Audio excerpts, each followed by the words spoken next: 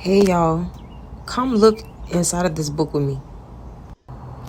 Now, initially, I was not going to post this book because you have to be careful with the information that you consume and the information that you also put out, because some things we aren't spiritually ready to hear about yet or spiritually mature to know about. And that's why when we hear certain things and we cannot grasp it with our carnal understanding, we get frustrated. But it's not meant for us to understand certain things that we have not either experienced or God has given us the knowledge to understand. So anyway, back to this book though. This is some weird stuff up in here. Look at all of these creatures surrounding the globe and the waters and these dragons and stuff. I can't. Now, this part of the book seems to be like some sort of witch's lair or a warlock's lair. I'm not sure. This is a interactive book. I feel like they make it so fun and appealing to kids. You can't help but to finish this entire book and go through the whole thing. So just stay tuned. Okay, I hope y'all still following me. Look at this part of the book now. Baby, was that a dinosaur head? Okay, so right here, they're teaching kids how to make wands.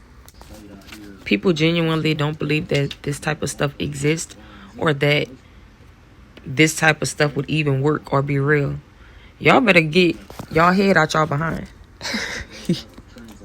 and realize everything is genuinely of a spiritual nature. So keep following me anyway.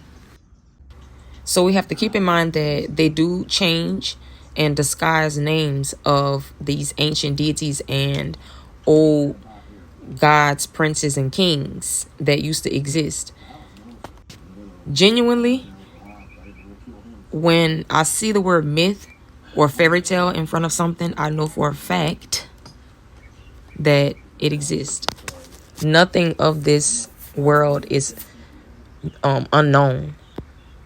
I believe everything that we've seen in an unrealistic nature has somehow existed. So, yeah. Anyway, keep following me.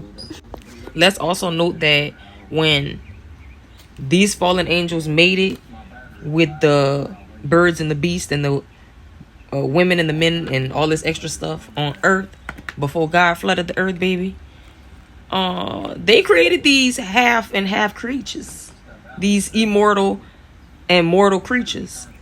Okay, some were big, some were little, some came in fairy form, some came in big old monstrous creatures. So you have to pay attention. Half of the time when I'm looking at these creatures, I'm not even surprised that these things existed on earth at some point in time. I just know that God did not flood this earth for no reason. This looks like something from Disney movies, Aladdin. And Queen Sheba gifted King Solomon, if you're familiar with King Solomon and Queen Sheba. But King Solomon was gifted a green and gold flying carpet. Ponder that. Now, let's think about Shrek. That talking donkey. Yes. Oh my goodness. I just love spiritual things, but you have to be careful and not get too consumed with this stuff. I know it gets interesting, but this is exactly why you have to be careful with what your kids are watching and reading, because this is a child's book. This is in the Scholastic Book Fair. Hell, it might be in some of the libraries too at school. We never know what's inside of the libraries.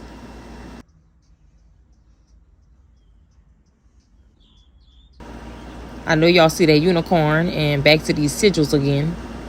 Keep following me. You see where they got puppets at the bottom right hand corner of this page? They talking about a voodoo doll. And then they talking about a elf something, elf arrows, child. Keep following me. I know y'all see that genie lamp, of course.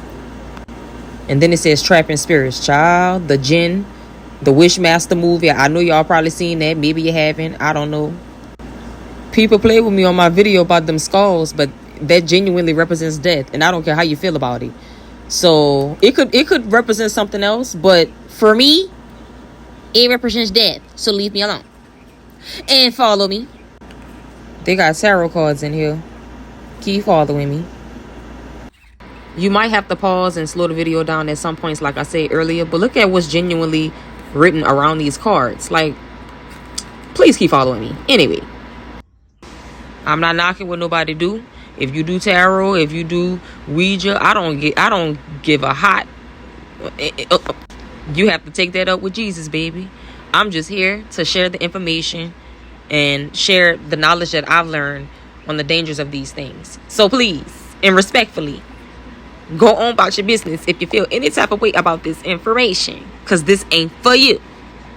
Keep following me.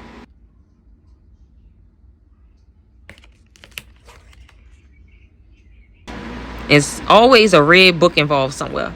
If you watch these movies, sometimes they got a big old red book or a tiny red book. But anyway, we at the end of this thing. Now that you're a wizard, let me get off here.